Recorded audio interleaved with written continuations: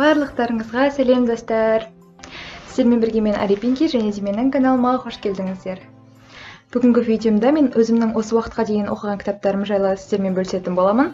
Және де жалпы қандай кітаптар менің сүйікті кітаптарым, солар жайлы айтатын боламын.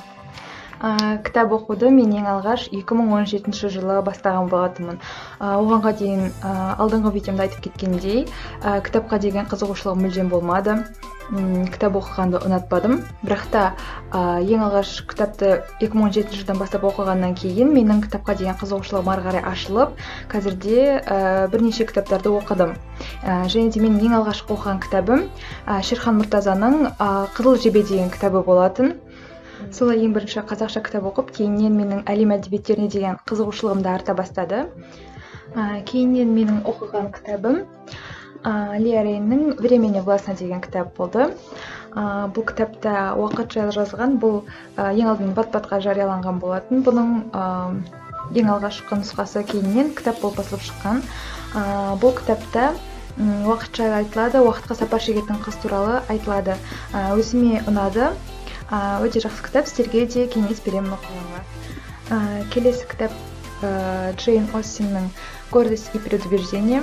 Барлықтарыңыз бұл кітап жайлы естіген боларсыздар. Бұл кітапқа кинода түсірілген. Мен оның киносын да көрдім, кітабын да оқыдым. Бірақ та ең бірінші киносын көрмей тұрып кітабын оқуға кеңес беремін, себебі киносын біліп алғаннан кейін кітабын оқыған онша қызық болмайды екен.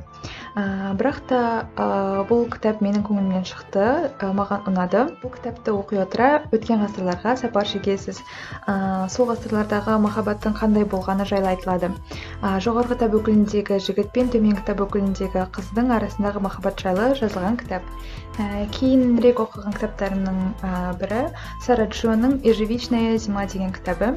Бұл кітап маған ерекше ұнады. Мұны маған сіңлім туған күніме сыйлаған болатын. Содан кейін мен бұны 3 күнде ғана оқып бітірдім. Бұл кітапты маған ең қатты ұнаған кітаптың қатарына жатқыза аламын.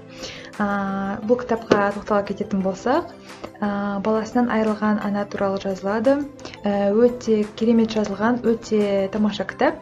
Міндетті түрде оқып көріңіздер. Келесі кітап «Куриный бульон для души».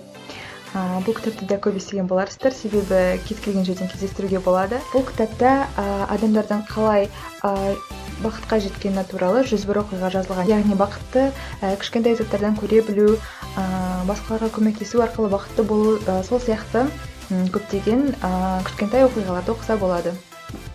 Жақында ғана оқып бітірген Жюль Верннің «Вокруг света 80 дней» кітабы өте қатты ұнады маған.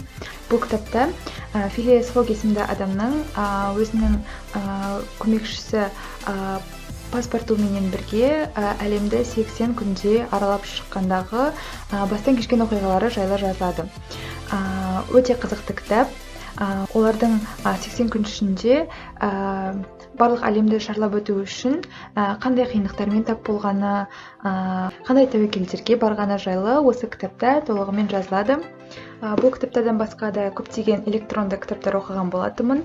Солардың ішінде айта кететінім Томас Армстронгның «Ты можешь больше, чем ты думаешь» кітабы.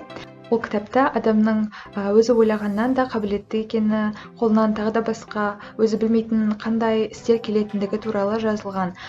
7 бағыт бойынша өзіңді жетілдіру туралы айтылады. Сол кітапты оқып, өз қабілеттеріңізді байқап көрсеңіздер болады. Және де өзіме ұнаған кітаптардың қатарында айта кететін тағы бір кітап Дженни Ханның «Всем парням, которых я любила» деген кітабы. Ол кітаптың 3 бөлімі бар. Мен ең бірінші бөлімін оқыдым. Сонымен қатар оған да кино түсірілген. Бірінші, екінші бөлімдерін көрген болатынмын. Бұл кітапта Лара Джин атты қыздың өзі жақсы көрген 7 жігітке арнап жазған хаттары туралы. Және де кейіннен оның сіңілі ол хаттарды барлық жігіттерге жібереді. Сол кезде ары қарай не болатындығы жайлы осы кітапта жазылады. Өзіме ұнаған кітаптардың тізімі осымен аяқталды. Видео пайдалы болды деген сенімдемін. Егер де видео ұнаса, лайк қойып, комментарий жазуды ұмытпаңыздар. Және де келесі видеоларды жіберіп алмас үшін каналға міндетті түрде тіркеліп қойыңыздар. Сіздермен болған мен Арипинки. Сау болыңыздар.